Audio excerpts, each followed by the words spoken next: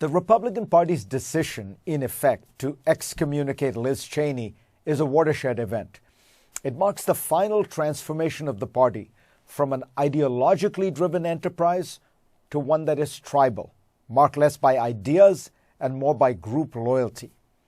Let's compare the voting records of Liz Cheney to the woman who replaced her as chair of the House Republican Conference, Elise Stefanik. The American Conservative Union gives Cheney a lifetime score of 78 out of 100 for her consistent conservatism. Stefanik gets a 44, which is one of the lowest scores for a House Republican these days.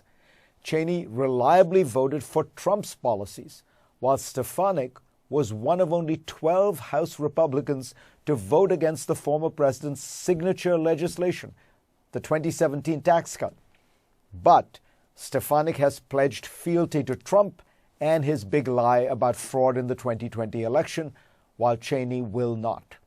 And Republicans these days care more about tribal loyalty than conservative principles. This is a big shift. During the 20th century, the party evolved from a country club for wealthy elites, itself a kind of tribe, into a party animated by ideas. The struggle began in the 1950s.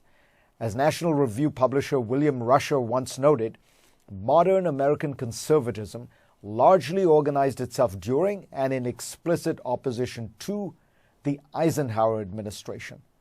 Barry Goldwater railed against his own party for daring to compromise with New Deal liberals. He thundered on the Senate floor in 1960, "We have said for nearly 30 years that the welfare state, centralized government, and federal control are wrong. But in spite of that, say a little of it is all right. We are against federal aid to schools, but we have suggested a little of it. We are against federal aid to depressed areas, but we have offered a plan for a little of it. We recognize that to increase the minimum wage would be inflationary and would result in unemployment, but we suggest a little increase." Goldwater created the staunchly conservative base that would take over the party.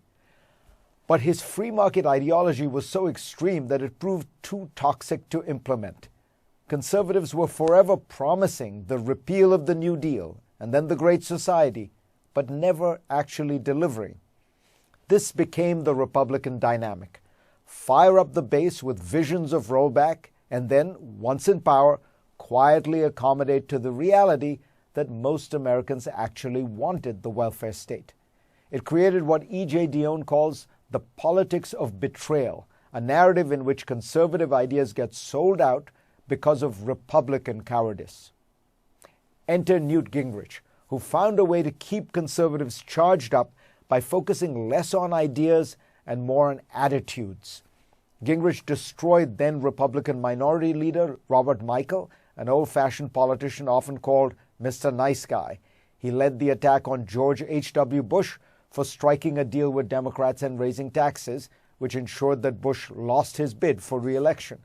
He ousted Democratic Speaker Jim Wright on flimsy accusations, masterfully using innuendo, exaggeration, and slander. He tutored a generation of Republicans to remake their rhetoric, coaching them to use words like sick, traitors, corrupt, and selfish when describing Democrats. The Republican Party became the Fight Club Party. Over time, Republicans' dedication to their core ideas began to wear thin. It was difficult to claim fealty to fiscal conservatism when the party had consistently been instrumental in creating massive deficits. Nixon and Reagan in various ways actually expanded the welfare state. The elder Bush was a lifelong moderate, while the younger spoke of a compassionate conservatism that would use the federal government to solve social and economic problems. And the Iraq War discredited the ideological basis of Republican internationalism. So Donald Trump picked up where Newt Gingrich had left off. He again energized the Republican Party around attitudes, mostly resentments, aimed at liberal elites and foreigners, Chinese, Mexicans, and Muslims, whom he painted basically as foreigners. Trump was socially conservative, and yet economically he violated free market principles all the time, embracing tariffs, assailing big companies, and providing generous subsidies to his favored constituents, such as farmers. but he understood the increasingly ethnic base of the party, and his rhetoric was pitch perfect in exploiting the insecurities of the white working class. Liz Cheney says she will fight to rebuild a Republican Party based on conservative principles. But that battle was lost years ago. The Republican Party today is not a movement dedicated to ideas, but a tribe devoted to self-preservation, defined by anger and emotions, and organized around a clannish loyalty to its leader.